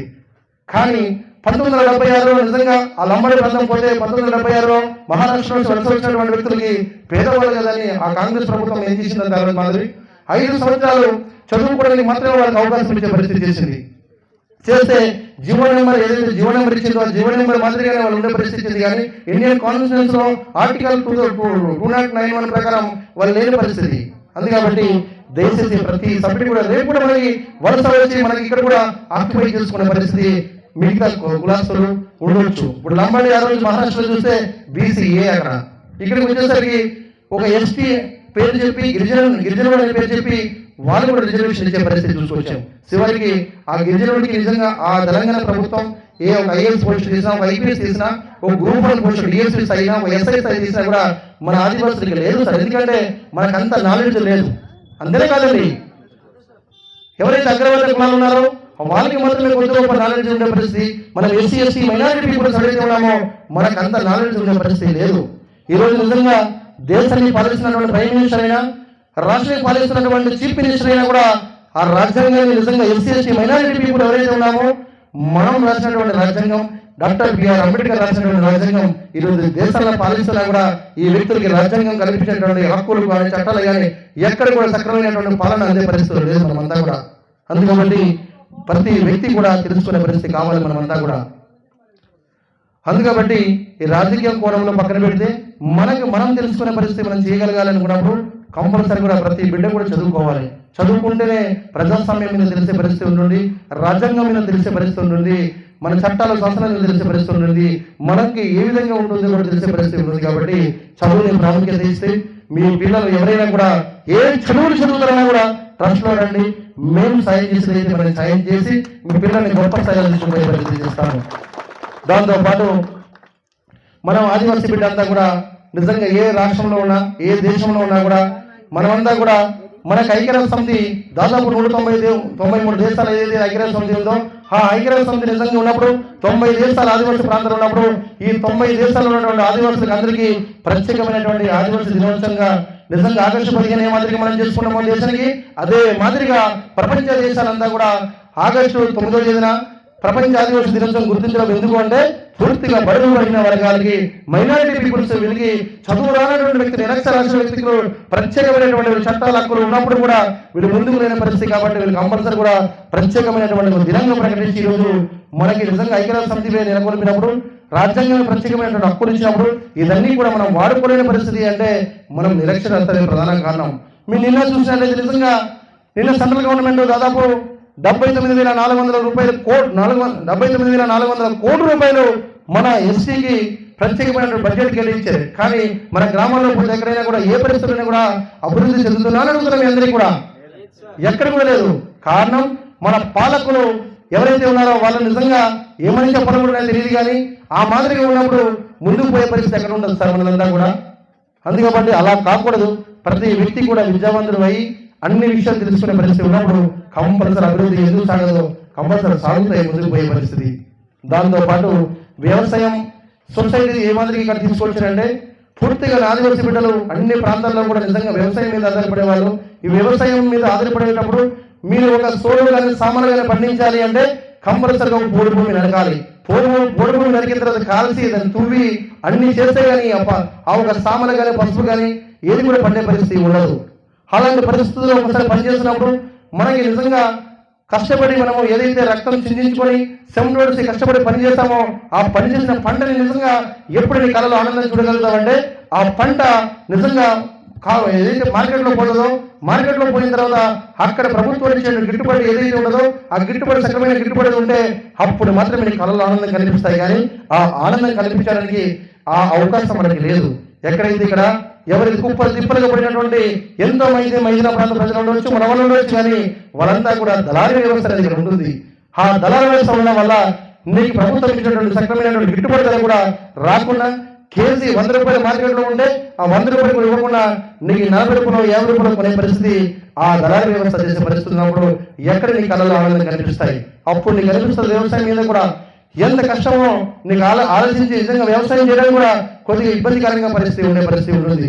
అందుకబట్టి నా ఆదివాసీ బిడ్డ కష్టపడినటువంటి కష్టం అలా కాకూడదని పూర్తిగా జిల్లా కలెక్టర్ ద్వారా ఐటీడీ ద్వారా పూర్తిగా సొసైటీ తీసుకొచ్చాను. ట్రస్ట్ ద్వారా సొసైటీలో తీసుకొచ్చి మనం పండించిన పంట మనమే అమ్ముకోవాలి, గిట్టుబడి ధర మనకే రావాలి, వస్తువు మనమే బోనస్ తీసుకోవాలి, మనమే నడిపించుకోవాలి. ఎందుకు నడిపించుకోలేమని అని పూర్తిగా గవర్నమెంట్ ఆధారంగా ఈరోజు ఐటీడీ ద్వారా సొసైటీ తీసుకొచ్చి 50 మంది కొన్ని కోట్లాది లక్షలాది మంది ఆదివాసీ రైతులకు ఆధార సంబంధంగా ఈ ట్రస్ట్ అనేది ఉండాలని ఈరోజు గొప్ప కార్యక్రమం తీసుకొచ్చాను. ఆ కార్యక్రమం ఏ మాదిరిగా ఉంటుందంటే పూర్తిగా మీరు పండించిన పంట కాఫీలు కానీ మిరియాలు కానీ పసుపు కానీ ఏ పంట పండించినా కూడా ప్రభుత్వాలు ఏ విధంగా అయితే గిట్టుబడి ధర ఉంటుందో ఆ విధంగా వచ్చే పరిస్థితి కావాలని పూర్తిగా సొసైటీ ద్వారా మనమందరూ కూడా కలిసి ఒక సొసైటీ తీసుకొచ్చాం. ఈ సొసైటీ ద్వారా మనమందరూ కూడా ఇచ్చినటువంటి పంటలు కానీ అన్ని కూడా సక్రమంగా ఇచ్చుకుంటే ఈ పంటలు నిజం మార్కెట్లో కేజీ 100 రూపాయలు ఉంటే దళారీ వ్యవస్థ 100 రూపాయలు కొనే పరిస్థితి ఉండదు. ఒక 40 రూపాయలు 50 రూపాయలు కొనే పరిస్థితి ఉండదు. కానీ ట్రస్ట్ అలా కాదు. ఈ సొసైటీ ఆ మాదిరిగా కాకుండా పూర్తిగా మనమే ఉంటాం కాబట్టి మనం ఏ మాదిరిగా ఉండే పరిస్థితి ఉంటుందంటే నీకు మార్కెట్లో కేజీ 100 రూపాయలు 100 రూపాయలు ఇస్తూ మళ్ళీ మన పంట ఎక్కడ పోతుంది ఎలా పోతుంది సార్ లాభాలు ఏ మాదిరిగా వస్తుందో కూడా మీకు తెలిసే పరిస్థితి ఉండాలి. ఇది పూర్తిగా మనం బెంగళూరులో కానీ మద్రాసులో కానీ పూర్తిగా వెళ్ళి ఈ కంపెనీలతో 8 కంపెనీలతో మాట్లాడి పూర్తిగా ట్రస్ట్ ద్వారా మాట్లాడి డైరెక్ట్గా ఇదే మార్కెట్లో 100 రూపాయలు కేజీ ఉంటే ఇదే కేజీ డైరెక్ట్గా నువ్వు బెంగళూరులో పట్టుకోకపోతే 130 రూపాయలు 150 రూపాయలు కొనే పరిస్థితి ఉంటుంది కేజీ మీద. ఎగ్జాంపుల్ 130 రూపాయలు కొనే పరిస్థితి ఉంటే ఈ 130 రూపాయలు 100 రూపాయలు ఎవరైతే రైతు ఉండడో రైతుకి ఇచ్చే పరిస్థితి చేస్తూ ఈ 30 రూపాయల లాభం ఏది ఉంటుందో ఈ 30 రూపాయల్లో 10 రూపాయలు ట్రావెల్స్ పోయేటట్లు, ఓ 10 రూపాయలు ట్రస్ట్కి పోయేటట్లు, ఓ 10 రూపాయలు ఎవరైతే ఒక కస్టమర్ ఉంటాడో వాడికే బోనస్ కింద ఇచ్చే పరిస్థితి తీసుకొచ్చాను. అంతేకాకుండా నా ఈ వ్యవసాయం అనేది కంటిన్యూషన్ చేసే ప్రొసీజర్ కాబట్టి, నిరంతర ప్రక్రియ కాబట్టి వ్యవసాయం మన ఆదివాసికి జీవన మూల ఆధారం ఏదంటే వ్యవసాయం మాత్రమే తప్ప అంతకన్నా ఏది కూడా కాదు మనకి. అందుకబట్టి ఈ వ్యవసాయదారులు ఎప్పుడు కూడా నష్టంలో కానీ ఏ సందర్భంలో కూరుకోపోయినా కూడా మనం ఆదర్శవంతంగా ఉండాలని, పూర్తిగా ఒక రైతుకి ఏ మాదిరిగా ఉండాలంటే ఏదో ప్రభుత్వాల మాదిరిగా ఈ రోజు ఇచ్చి రేపు ఇంకో పథకం తీసుకొచ్చి ఇంకో ప్రభుత్వం తీసుకొచ్చి ఆ ప్రభుత్వం సాధించి చేసే పరిస్థితి కాదు. ఇది నిరంతర ప్రక్రియ. ట్రస్ట్ అనేది మన ఆదివాసులు ఎవరైతే ఉన్నారో దాదాపు 1,80,000 మంది కాకుండా రేపు ఇంకా వేలాది మంది ఉండే పరిస్థితి కావాలి. ఉన్నప్పుడు అదంతా కూడా మనమే ఉంటాం కాబట్టి, ప్రతి మండలంలో కూడా ఉండదు కాబట్టి ఈ వ్యవసాయానికి ప్రాధాన్యత మాదిరిగా ఈ వ్యవసాయదారులు ఓడి గిట్టుబడి ధర తీసుకోవడం, ఓడి బోనస్ తీసుకోవడమే కాకుండా నష్టాల్లో వచ్చినప్పుడు ఏదైనా ప్రకృతి వైపరీత్యాలు వచ్చి మన తోటలు ఏమైనా నష్టపోయే పరిస్థితి వచ్చినా, లేకపోతే ఎవరైనా కాలు చేసిన తోట కాలిపోయే పరిస్థితి వచ్చినా, పంట నష్టం ఏదైనా వచ్చినా కూడా కంపల్సరీ కూడా ట్రస్ట్ ఆదుకునే పరిస్థితి ఉండాలని ఇన్సూరెన్స్ తీసుకొచ్చాను. ఈ ఇన్సూరెన్స్ అనేది చాలా ప్రాముఖ్యమైన విషయం ఒక వ్యవసాయదారుడికి. ఎందుకంటే మీ పంట నష్టం జరిగినా ఏం జరిగినా కూడా ఇన్సూరెన్స్ క్లెయిమ్ చేసే పరిస్థితి తీసుకొచ్చాను. అందుకబట్టి మీలో ఎవరికైనా ఆ వ్యవసాయదారుడికి నిజంగా మీరు బయటకు అమ్ము కూడా పర్వాలేదు, నాకు అభ్యంతరం లేదు, కానీ మీరు ఎక్కడ కూడా ఆదివాసీ బిడ్డ అనే వ్యక్తి మోసపోకూడదు. మనం పండించిన పంట ఎవరికో అన్యాయంగా పండించే ఇప్పటికే ఇచ్చాము అందరూ కూడా, మనమంతా కూడా అలా కాకుండా మనం కంపల్సరీగా ట్రస్ట్ ద్వారా పోతే 100% నీకు గిట్టుబడి ధర వస్తూ బోనస్ ఇస్తూ మళ్ళీ నీకు కంపల్సరీగా నీ పంట నష్టమైన జరిగితే దానికి కూడా ఇన్సూరెన్స్ క్లెయిమ్ చేసే పరిస్థితి చేశాను. అంతేకాకుండా ఆ పట్టాదారుడు ఎవరైనా చనిపోతే ఆ కుటుంబానికి ఆ ఒక పట్టాదారుడికి కూడా ఎంతో కొంత ఇన్సూరెన్స్ ప్రకటించాను. అందుకని సొసైటీ ద్వారా మీరు కంప్లీట్ గా సొసైటీలో ఉండాలనుకున్నప్పుడు మీ ఆధార్ కార్డు, రేషన్ కార్డు, మీ బ్యాంక్ అకౌంట్, ఏదైతే పట్ట ఆర్ఎఫ్ పట్ట అయినా లేదా రెవెన్యూ పట్ట ఇచ్చినా పర్వాలేదు, లేకపోతే పట్ట లేకపోయినా కూడా ఈ ట్రస్ట్ లో సభ్యత్వం అనేది కలిగి ఉంటుంది. ఈ ట్రస్ట్ లో సభ్యత్వం కల్పించినా కూడా కంపల్సరీ కూడా ఆ ఒక ట్రస్ట్ ద్వారా ఇన్సూరెన్స్ క్లెయిమ్ చేసే పరిస్థితి ఉంటుంది. కాబట్టి మీరు ముందుగా ఇచ్చుకోవాలి. ఇచ్చుకోవడం వల్ల ఏ రోజు ఏం జరిగినా కూడా మీరు ఇందులో ఒక సభ్యులు కాబట్టి మీకు ఇన్సూరెన్స్ క్లెయిమ్ చేసే పరిస్థితి ఈ సొసైటీ తీసుకుంటుంది. అందుకని దయచేసి వ్యవసాయం మీద ప్రాముఖ్యత ఇచ్చాం, విద్య మీద ప్రాముఖ్యత ఇచ్చాం, వ్యవసాయం మీద ప్రాముఖ్యత ఇచ్చాం. ఎందుకంటే నా ఆదివాసీ బిడ్డ వ్యవసాయం మీద ఆధారపడి బతికే వ్యక్తి కాబట్టి వాడు నిజంగా లాభాలు వచ్చినా లాభాలు పొందాలి, ఒకవేళ నష్టాలు ఏమైనా వచ్చినా కూడా నష్టాల్లో కూడా ఎంతో కొంత మనం చేదుల వాదులుగా ఉండాలనేది మన ఆశయం. అందులో భాగంగా ఈ వ్యవసాయం ఈ ఒకతో పాటు అన్నికన్నా ముఖ్యం ఏంటంటే భగవంతుడు మనకి జన్మించిన తర్వాత నిజంగా భగవంతుడే మనల్ని తీసుకోకపోతే పైకి తీసుకోకపోతే పర్వాలేదు, కానీ అర్ధనగ్నంగా చనిపోయే పరిస్థితి ఏమైనా ఉంటే నిజంగా ఒక్కసారి మనం బాధపడుతుంటాం. ఎందుకంటే ఒక మనిషి భగవంతుడు జన్మించిన తర్వాత పూర్తిగా సుదీర్ఘంగా బతికి ఆ భగవంతుడు తీసుకుపోతే పర్వాలేదు, కానీ చాలా సందర్భాల్లో మనం అర్ధనగ్నంగా చనిపోయే పరిస్థితి. కారణం మనలో పేదరికం. ఈ పేదరికం ఉండడం వల్ల నిజంగా మనం ఎప్పుడు చనిపోతామో ఏదైనా కష్టం వచ్చినా కూడా మనకి వెనక చేదుల వాదులుగా ఉండే పరిస్థితి ఎవరు ఉండరు. ఎందుకంటే ఒకసారి గుర్తుపెట్టుకోండి, మనకు కష్టాలు వచ్చినప్పుడు మన బంధువులు కుటుంబాలు కానీ ఏ దాంట్లో ఉండాలంటే 3 వర్గాల్లో ఉండాలి. నీవు అక్రమంగా ఎవరైనా కూడా నీకు పోలీస్ స్టేషన్లో తీసుకుపోయినా నీ వెనక ఎవరు రారు, పనికిరాని మాట్లాడే పరిస్థితి ఉంటుంది తప్ప నీ వెనక ఎవరు రారు.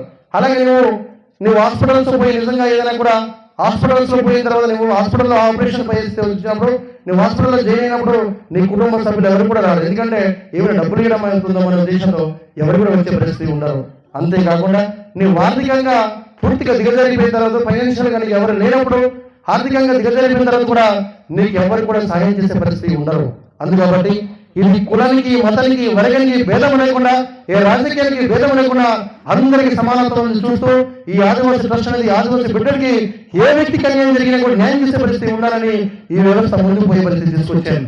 అందుకబట్టి నా ఆదివాసీ బిడ్డ ఏదైనా ఆపరేషన్స్ విషయంలో కానీ ఏదైనా కూడా నిజంగా ఇప్పుడు మనం జబ్బులు అనేది ఏ మాదిరిగా ఉంటుంది అంటే పూర్తిగా ఒకసారి తెలుసుకుంటే మనమంతా కూడా నిజంగా మనం పండించినటువంటి ఆదివాసీ ప్రాంతాల్లో పండించిన పంట నిజంగా చాలా మంచి పంట. ఎందుకంటే మనం గత్తం వేసి పండించుకునే పంట.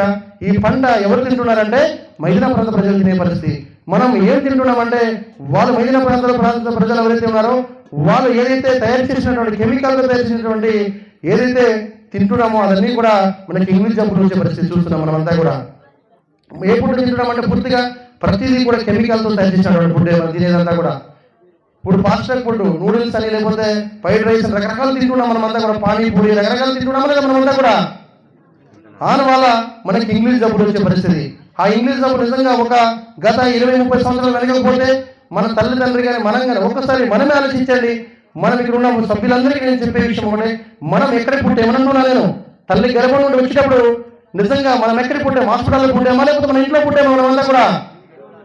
మనమంతా కూడా ఇంట్లో పుట్టాం. కానీ మన పిల్లలు మన జనరేషన్ ఇప్పుడంతా కూడా హాస్పిటల్లో పుట్టే పరిస్థితి. కారణం ఇదంతా కూడా కెమికల్ ఫుడ్ వల్లనే వచ్చే ప్రాబ్లం.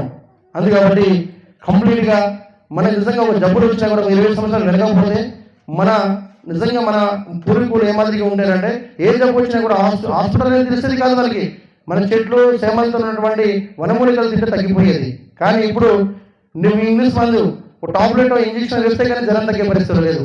అందుకబట్టి జ్వరం తగ్గే పరిస్థితి లేకపోయినా ఒక ఇంగ్లీష్ మంది టాబ్లెట్ ఇంజక్షన్ వేసినా పర్వాలేదు. కానీ అంతకన్నా సుదీర్ఘమైనటువంటి జబ్బులు, క్యాన్సర్ అని, లివర్ ప్రాబ్లం అని, యాక్సిడెంట్ అయినప్పుడు కానీ రకరకాల జబ్బులు, సుదీర్ఘమైన జబ్బులు వచ్చే పరిస్థితి.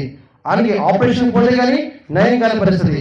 కానీ నాది వలసిపెట్టి ఆపరేషన్ చేసుకోవాలి అనుకుంటే నిజంగా ఎంత ఖర్చు అవుతుందో, ఒక ప్రైవేట్ హాస్పిటల్ పోతే చిన్న ఇంజక్షన్ గుచ్చితేనే 1000 రూపాయలు తీసుకుంటారు. అందరే కాదండి, చేసిన తర్వాత ఆపరేషన్ పోవాలంటే ఒక 5 లక్షలు 10 లక్షలు ఖర్చు అయ్యే పరిస్థితి. కానీ ఆ స్థాయి మనకు కాదు. నిజంగా అలాంటి పరిస్థితి వచ్చినప్పుడు నీ కుటుంబంలో ఎవరైనా డబ్బున్నవాడు ఉన్నా కూడా నీకు నయా పైసలు సాయం చేయరు ఎవరు కూడా.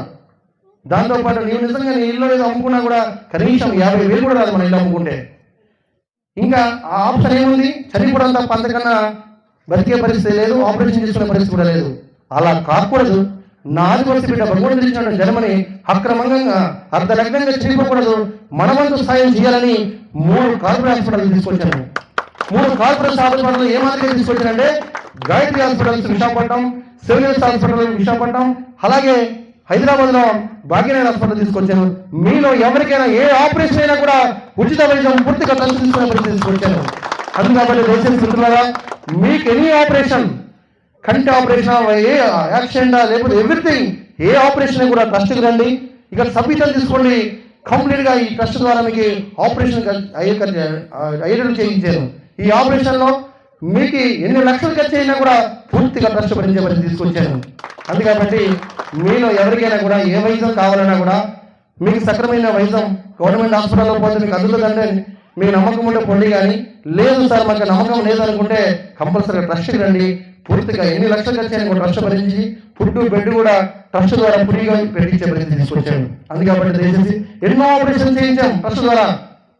అందుకబట్టి మీరు ఎప్పుడు కూడా ఎవరు లేదని అనుకోవద్దు. ట్రస్ట్ గుర్తుపెట్టుకోండి. ప్రతి సభ్యుడు కూడా మీరే ఇక్కడ ఉన్నటువంటి వీళ్ళ వ్యక్తులే కాకుండా మీ కుటుంబ సభ్యులకి, మీ బంధువులకి అందరికీ చెప్పండి ట్రస్ట్ ఈ పనులు చేస్తుందని దయచేసి. ఎందుకంటే మనం చేయాల్సింది హెల్ప్. మనం మీ జేబు నుండి నయ పైసా పెట్టవద్దు. ఒక్క మాట వాళ్ళకి మంచి మాట చెప్పండి. వాళ్ళకి కూడా ఏమైనా కష్టం వస్తే ట్రస్ట్ వచ్చే పరిస్థితి ఉంటారు. కాబట్టి దయచేసి ఈ పని చేయమని మీ అందరికీ కోరుతున్నాను. అంతేకాకుండా మెడికల్ క్యాంపులు పెట్టిస్తున్నాం. ఆపరేషన్ విషయంలో కానీ, ఎడ్యుకేషన్ విషయంలో కానీ, సొసైటీ విషయంలో కానీ అన్ని తీసుకొచ్చి నిన్న కూడా మన గూడెం మండలం పీపోత్తూరు గ్రామంలో పెద్ద గూడ నిర్మించేసాం. అక్కడ కూడా ఏ సొసైటీ దాదాపు 25 లక్షలు పెట్టి ఆ బిల్డింగ్ కట్టించి అక్కడ కర్త కర్మక్రియ బాలయ్య సార్ ఏర్పాటు చేసి పూర్తిగా నిన్న కూడా ఇదే సభ్యులు, ఇదే కాకుండా ఇంకా కొంత ఎక్కువ మంది సభ్యులు దాదాపు 40, 50, 70 మంది దగ్గర వెళ్ళి అక్కడ గ్రామస్తులు, చుట్టుపక్కల గ్రామస్తులతో ఆ ఒక ఓపెనింగ్ కూడా నేను చేయడం జరిగింది అక్కడ. ఎందుకంటే ప్రతి మండలంలో కూడా గోడని ఏర్పాటు చేసి చూస్తాను.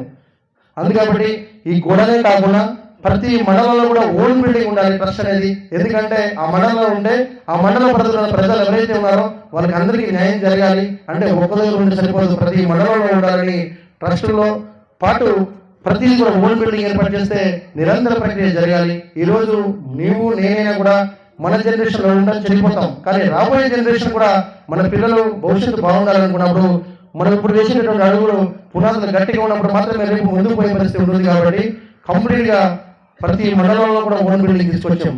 చీమడుగులో కూడా బిల్డింగ్స్ కొద్దిగా ఇబ్బందికరంగా ఉండే ఎంపీడీఓ గారికి లెటర్ పెట్టి, ఎంపీడీఓ గారి కాంట్రాక్ట్ లెటర్ పెట్టి మనకు కూడా ఓన్ బిల్డింగ్ ఇచ్చే పరిస్థితి తీసుకొచ్చాం. అక్కడే కాకుండా పెద్దలో కూడా ఎంపీడీఓ గారి ద్వారా కాంట్రాక్ట్ ద్వారా కూడా ఇప్పుడు ఆఫీసులు కూడా ఎంపీడీఓ ఆఫీస్ కూడా మీటింగ్ జరుగుతుంది పెద్దలో కూడా. ఎందుకంటే ఇదంతా కూడా ఎవరిది మీరు ఒకసారి ఆలోచించాలా. మనం పోలీస్ స్టేషన్లో పోయినా, ఎంఆర్ ఆఫీస్ పోయినా, కలెక్టర్ ఆఫీస్ పోయినా ఇదంతా ఎవరిది అండి. ఆ ఆఫీసులు ఎవరిది? మనదే. మనం ట్యాక్స్ పేరున్నాం, ట్యాక్స్ కడితేనే ఆ ప్రభుత్వాలు నడిచే పరిస్థితి. అదేవిధంగా మనకి ఏ కష్టం వచ్చినా కూడా ప్రభుత్వాలు దగ్గర పోవడం, ప్రభుత్వాలు ఏదైనా కష్టం వస్తే ఇచ్చే పరిస్థితి ఎప్పుడు చేస్తుంది? మనం ప్రతి వ్యక్తి కూడా ఆదివాసీ బిడ్డ ట్యాక్స్ పేర్లు, ట్యాక్స్ కడితేనే కానీ ముందుకు వెళ్ళని పరిస్థితి. అలాంటప్పుడు మనకు కూడా బాధ్యత ఉన్నది. ఇవన్నీ తెలుసుకునే బాధ్యత ఉన్నప్పుడు ఎప్పుడు ఉంటుందంటే కంపల్సరీ నేర్చుకున్నప్పుడు మాత్రమే ఉంటుంది. ఈ రోజు విధంగా నేను చదువుకోలేదు, నాకు తెలియకపోవచ్చు, నేను జ్ఞానవంతులు కాదనుకోవచ్చు, కానీ ఒక్కసారి ఇక్కడ అర్థం చేసుకోలేదు. అందరూ కూడా జ్ఞానవంతుడు అలాగే విజ్ఞానవంతుడుగా రెండు పోలుస్తాం మనం సమాజంలో. జ్ఞానం అంటే చదువుకున్న వాడికి, విద్యావంతుడికి మాత్రము, అలాగే ఉద్యోగస్తుడికి మాత్రమే జ్ఞానం ఉంటుంది అనుకోవచ్చు మీరు. ఎస్, వాడికి జ్ఞానం ఉండవచ్చు. కానీ అన్నికన్నా గొప్పది ఏంటి అంటే మంచి మనసు కలిగి సమాజానికి సేవ చేయాలనే దృఢ సంకల్పంగా కలిగి ఉంటామో ఆ వ్యక్తికి విజ్ఞానవంతుడిగా పోలుస్తాం. అందుకబట్టి జ్ఞానం కన్నా గొప్పది ఏంటి అంటే విజ్ఞానము. ప్రతి సభ్యుడి కూడా చదువుకున్నా చదువుకోకపోయినా విజ్ఞానవంతుడిగా మనం మారినప్పుడు మాత్రమే మన ఆదివాసుల ఒక మనగడ అనేది ముందుకు పోయే పరిస్థితి ఉంటుంది. కాబట్టి ప్రతి సభ్యుడి కూడా విజ్ఞానవంతుడిగా తయారు కావాలి. దాంతో భాగంగా అన్ని కార్యక్రమాలు చేసే భాగంగా మనం వాలంటీర్ వ్యవస్థ, అలాగే నేటివ్ స్కూల్స్ వ్యవస్థ, అలాగే ఈ కార్యక్రమాలు తీసుకోవచ్చు. ప్రతి వ్యక్తికి కూడా మనం చాలా మంది ఇప్పుడు మన తండ్రి ఉన్నారు, ముస్లింలు అయిపోయిన తర్వాత మనకు కూడా చాలా సందర్భాల్లో చూడలేని పరిస్థితి ఉంటుంది. అందుకని ట్రస్ట్ ద్వారా అవ్వాతాతలకు కూడా న్యాయం జరగాలని పరిస్థితి. అవ్వాతాతలకు న్యాయం జరగాలంటే మనం ఏం చేయాలి, ఏం చేయలేమో కానీ చిన్న సిరు సహాయం చేయాలని ప్రతి గ్రామంలో కూడా మీరు ఎవరైతే కూడా పూర్ ఫ్యామిలీ పేదరికంలో ఉన్న అట్టడుగులో ఉన్నారో ఆ కుటుంబాలని కూడా మీరందరూ సెలెక్ట్ చేయమని అడుగుతున్నాను. నా ద్వారా ట్రస్ట్ ద్వారా ఎంతో కొంత ఆ అవ్వాతాతలకి కనీసం ఒక 5 రోజులు 2 రోజుల్లో కనీసం భూమ పెట్టాలనేది నా ఆశయం. కాబట్టి ప్రతి గ్రామంలో కూడా మీరు పేదరికంలో ఉన్నటువంటి అవ్వాతాతలు ఎవరైతే ఉన్నారో వారికి మన ట్రస్ట్ తరపున ఎంతో కొంత సిరు సహాయం చేయాలనేది మన ఆశయం. కాబట్టి ఆ విధంగా ప్రతి గ్రామంలో కూడా చేస్తున్న కార్యక్రమము చిన్న వాళ్ళు బియ్యం బస్తా కానీ, ఉప్పులు కానీ, పప్పులు కానీ, దుప్పట్లు ఇచ్చే పరిస్థితి తీసుకొచ్చాము. అంతేకాకుండా ఇంకో విషయం, ప్రభుత్వాలు ఇచ్చేటువంటి పెన్షన్ కానీ సంక్షేమ పథకాలు ఏదైనా కూడా సక్రమంగా అందాలనుకున్నప్పుడు వాలంటీర్ అనేది చాలా ఇంపార్టెంట్. కాబట్టి వాలంటీర్ పెట్టుకోండి. దాంతోపాటు మీ గ్రామంలో కానీ ఏ గ్రామంలో కూడా నిజంగా ఏదైతే ప్రభుత్వాలు ఇస్తుందో ఆ పెన్షన్ ఏదైతే ఇస్తుందో అర్హత ఉండి కూడా మీకు ఒకవేళ లేకపోతే మీరు ఎట్టి పరిస్థితుల్లో ట్రస్ట్ చెప్పండి. మేము కూడా పోరాటం చేసి ఆ వ్యక్తికి కంపల్సరీ కూడా పెన్షన్ వచ్చే పరిస్థితి తీసుకొచ్చాను. అందుకని మీ గ్రామంలో కూడా ఎవరైనా పెన్షన్ కూడా రాకపోతే కంపల్సరీ ప్రభుత్వ దృష్టిలో తీసుకునే బాధ్యత కూడా మన ట్రస్ట్ భాగంగా తీసుకొచ్చారు. కాబట్టి ఎట్టి పరిస్థితుల్లో కూడా ఆ పెన్షన్ వచ్చే అవాతాలు ఏమైనా ఉంటే మీరు వెళ్ళి చేసుకోలేని పరిస్థితి ఉంటే ట్రస్ట్కు చెప్పండి. మేము కూడా కంపల్సరీ కూడా మీకు అర్హత ఉంటే ఆ ఒక పెన్షన్ కూడా వచ్చే పరిస్థితి ఆఫీసర్ల దగ్గర తీసుకుపోయి ఆ సమస్యని కూడా పరిష్కరించే పరిస్థితిలో తీసుకొచ్చాను. ఓకేనా? అంతేకాకుండా మెడికల్ క్యాంపులు పెట్టిస్తున్నాను. ప్రతి ప్రాంతాల్లో కూడా మెడికల్ క్యాంపులు పెట్టిస్తున్నాను. ఎందుకంటే మెడికల్ ప్రాంతం పెట్టడం వల్ల ఇప్పుడు ఎగ్జాంపుల్ మీ చుట్టుపక్కల గ్రామాల్లో ఉండడం వల్ల అక్కడ గవర్నమెంట్ డాక్టర్లు తీసుకొచ్చి ఆ గవర్నమెంట్ డాక్టర్ల ద్వారా మీకు కంటి వైద్యం అయినా ఏ వైద్యం అయినా కూడా మీ గ్రామంలో కూడా కొంత గొప్ప చూపించుకునే పరిస్థితి ఉండాలని మెడికల్ క్యాంప్ పెట్టిస్తున్నాను. దాంతోపాటు నా ఆదివాసీ బిడ్డలు చైతన్యవంతులుగా తయారు కావాలి, నా ఆదివాసీ బిడ్డలు గొంతెత్తి మాట్లాడే పరిస్థితి కావాలి.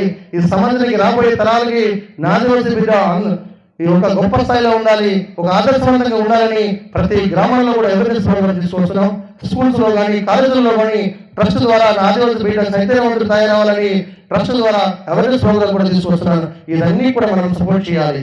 చేద్దాం, మనం అందరూ కూడా చెయ్యాలి సార్. మనం అంతా కూడా మనం చేసినప్పుడే ముందుకు పోయే పరిస్థితి ఉంటుంది. అందుకబట్టి చాలా కార్యక్రమాలు చేస్తున్నాం. ఇదే కాదు, చాలా కార్యక్రమాలు చేసే పరిస్థితి ఉంది. కాబట్టి ఎందుకంటే సమయం కూడా చాలా ఆసనం అవుతుంది కాబట్టి చెప్పే పరిస్థితి కూడా మీకు కూడా ఇబ్బందికరంగా ఉండే పరిస్థితి ఉండొచ్చాము. అందుకబట్టి దయచేసి కొద్ది సమయాల్లో ముగించే పరిస్థితి చేస్తాను. అందుకబట్టి ఇదన్నీ కూడా మనం చట్టాల మీద, శాసనాల మీద, అన్ని మీద అవగాహన కలగాలంటే మనమందరం కూడా ఏకతాటి ఉన్నప్పుడు ఎవరు కూడా మనకు ముందుకు ఏం చేయలేరు. అందుకబట్టి మీరు అనుకోవచ్చు ఒక రాజకీయంలో పోతే మీరు ఆ రాజకీయ కోణంలో పోతారు, ఇంకో మతంలో పోతే మతంలో పోతారు, ఇంకో వర్గంలో పోతే ఇంకో వర్గంలో పోతారు. కానీ ఈ ఆదివాసీ ట్రస్ట్, ఆదివాసీ స్వచ్ఛంద సేవా సంస్థ కులానికి, మతానికి, వర్గానికి, రాజకీయానికి అన్ని ఖచ్చితంగా పనిచేసే వ్యవస్థ. ఏ కులంలో మతంతో సంబంధం లేదు, అందరూ ఆదివాసీగానే గుర్తించాలి. అదే ఇక నినాదం, అదే సంగీతం, అదే ఏజెండా మనదంతా కూడా, అభివృద్ధి ఏజెండా మనదంతా కూడా ఆ గుణంగానే తీసుకుపోయింది. కాబట్టి దయచేసి మీరందరూ కూడా మీ భుజాలు సందర్భంగా చేసుకొని మీ అందరికీ పాదవందనలు తెలియజేస్తున్నాను. ఎందుకంటే మీరందరూ కూడా పని చేయాలి. పని చేస్తే మాత్రమే మనం ముందుకు పోతాం తప్ప పని చేయకపోతే వేగం పడిపోతాం. అనుకోవచ్చు సార్ ఇంత డబ్బు ఇది ఎంతమందికి. నాకు ఇంకో విషయం, ఈ ట్రస్ట్ ద్వారా దాదాపు 1,00,000 వాళ్ళు ఎవరైతే ఉన్నారో ఆపరేషన్కి వెళ్ళినప్పుడు వాళ్ళు ఎప్పుడైతే నిజంగా ఒక జన్మ ఇవ్వడం, ఆపరేషన్ అంటే ఆసమశేషం కాదు, అదంతా కూడా ఒక మనిషి చనిపోయే మనిషికి ఒక నిజంగా సరైనటువంటి వైద్యం చేయించినప్పుడు ఒక మనిషికి జన్మ ఇవ్వడం, అంతే కాదండి, ఆ జన్మ ఇచ్చినప్పుడు నిజంగా అక్కడ ఆనందం ఏది లేదు సార్. అందుకబట్టి మీలో ప్రతి వ్యక్తి కూడా చెప్తున్నాను, మీకు ఈ ఆపరేషన్ ఏదైనా కూడా కావాలనుకుంటే ట్రస్ట్కి రండి. అన్నికన్నా మనం సభ్యత కలిగి ఉండాలి. సభ్యత కూడా చెప్తాను, ఎందుకంటే Andhra Pradesh society registration act 2001 act ప్రకారం ఏదైతే చట్టం ప్రకారం ఉందో దాని ద్వారా ఏ సొసైటీ అయినా ఏ ట్రస్ట్ అయినా ఏదైనా మనం నెరవేర్చుకోవచ్చు. దానికి భాగంగా ఏ రాజకీయ పార్టీలో పోయినా, ఏ ఉద్యోగ సంఘాల్లో పోయినా, ఏ సంస్థలు పెట్టినా కూడా కంపల్సరీగా కూడా ట్రస్ట్లో భాగంగా మనకి సభ్యత్వం కానీ విరాళాలు కానీ ప్రతి సంస్థలో కూడా ఉంటుంది. దాని భాగంగా మన ట్రస్ట్లో కూడా 250 రూపాయలు సభ్యత్వం కట్టుకుంటే నీకు ఎవరైనా కూడా ఈయనకు ఒక సభ్యత్వం కట్టుకోవడం వల్ల ఉపయోగాలు ఏమాదిరిగా ఉంటుంది అంటే, నీకు అక్రమంగా ఎవరైనా పొల్యూషన్ తీసుకోకపోయినా, లేకపోతే నీ భూమి రెవెన్యూ డిపార్ట్మెంట్ ఏదైనా కాజేసే పరిస్థితి ఉన్నా, లేదు పెద్దంతరం ఉండి నీకు ఎవరైనా కొట్టే పరిస్థితి ఉన్నా, హింసించే పరిస్థితి ఉన్నా కూడా కంపల్సరీగా ట్రస్ట్ చెప్పుకుంటే, నువ్వు తప్పు చేస్తే ఏం చేయలేవు, కానీ నువ్వు తప్పు చేయకపోతే ఈ సమస్యని చట్టపరంగా ఎంతవరకైనా మనము ఈ సమస్యని న్యాయం చేసే పరిస్థితి తీసుకొచ్చాను. కాబట్టి ప్రతి సభ్యుడు కూడా సభ్యత తీసుకోవాల్సిందిగా మనవి చేస్తూ, దాంతే కాకుండా మీకు ఏ కష్టం వచ్చినా, ఏ రోగం వచ్చినా, ఏ ఇబ్బంది వచ్చినా, ఏ పరంగా కూడా కొద్ది గొప్ప సాయం చేసే పరిస్థితి కూడా సభ్యత తీసుకోవడం వల్ల ఉపయోగం ఉంటుంది. దాంతోపాటు మీ పిల్లల చదువులు కూడా ఎంతో కొంత ఉపయోగం ఉంటుంది. కాబట్టి మీరే కాకుండా మీ పిల్లల్ని కూడా సభ్యత తీసుకోవాల్సిందిగా ఈ యొక్క ట్రస్ట్ ద్వారా మీ అందరికీ రిక్వెస్ట్ చేస్తున్నాను. అలాగే బలవంతం కాదు, మంచి మనసు కలిగి నిజంగా న్యాయం జరుగుతుంది. నా ఆదివాసీ ట్రస్ట్, నా ఆదివాసీ బిడ్డలని మీరు మంచి మనసు కలిగి చేసుకోవాలని చేసుకోవచ్చు. ఇదంతా కూడా దాంతోపాటు ఇప్పుడు దాకా కూడా రకరకాల సంస్థలు వస్తాయి, కొన్ని వందల సంస్థలు వచ్చాయి, వందల కంపెనీలు వచ్చి ఏజెన్సీలో వచ్చిన ఆదివాసీ బిడ్డలందరినీ కూడా నిజంగా కష్టపడినటువంటి కష్టాన్ని రెక్కలు విడిచి కష్టపడి సంపాదించిన డబ్బు కానీ ఆస్తి కానీ అన్నీ కూడా నిజంగా ఆ ఒక సంస్థలు కానీ అన్ని కూడా దోచుకుపోయే పరిస్థితి చూసే మనమంతా కూడా. ఎక్కడ కూడా ఆదివాసీ ప్రాంతాల్లో కొన్ని వందల సంస్థలు వచ్చి అక్కడ సైర్మన్ అయినా పౌండర్ అయినా ఎవరైనా కూడా మైదాన ప్రాంత ప్రజలు మాత్రమే దాన్ని వ్యవహరించేవాళ్ళు. మన వాళ్ళు కేవలం ఒక 5,000కో 6,000కో 10,000కో మాత్రము చిన్నగా వాళ్ళు కూలి పని చేసుకున్నారు తప్ప ఎక్కడ కూడా మన ప్రజలకి ఒక ఉన్నత స్థాయిలో పోయే పరిస్థితి చేయలేదు. అందుకే ఈరోజు ఈ అందరూ కూడా ఇక్కడ ఉన్నటువంటి 1,80,000 మంది కూడా మొత్తం మనం ప్యూర్గా గిరిజనుడు అనే పదాన్ని పక్కన పెడితే ఆదివాసీ ఉన్నాడు ఇక్కడ ప్రతి వ్యక్తి కూడా. అందుకబట్టి ఇక్కడ చైర్మన్ అయినా, వైస్ చైర్మన్ అయినా, సెక్రటరీ అయినా, ఎవరైనా ఇక్కడ సభ్యులైనా కూడా అందరూ కూడా ఆదివాసీ బిడ్డలే. అందుకబట్టి మనం ఇక్కడ బాధలు చెప్పుకునే పరిస్థితి ఉంది. హెడ్ ఆఫీస్ కిందపల్లి కాబట్టి మీరు అన్ని సందర్భాలకు రావచ్చు. మీ ప్రాంత ప్రజలందరూ కూడా ఏ కష్టం వచ్చినా చెప్పుకోవచ్చు. మీరు ఎట్టి పరిస్థితుల్లో 24 hours ఆదివాసీ ట్రస్ట్ అనేది తెలిసే ఉంటుంది. మీకు ఏ సమస్య వచ్చినా, ఏ కష్టం వచ్చినా మేము చేయవలసినవి మేము చేస్తాం.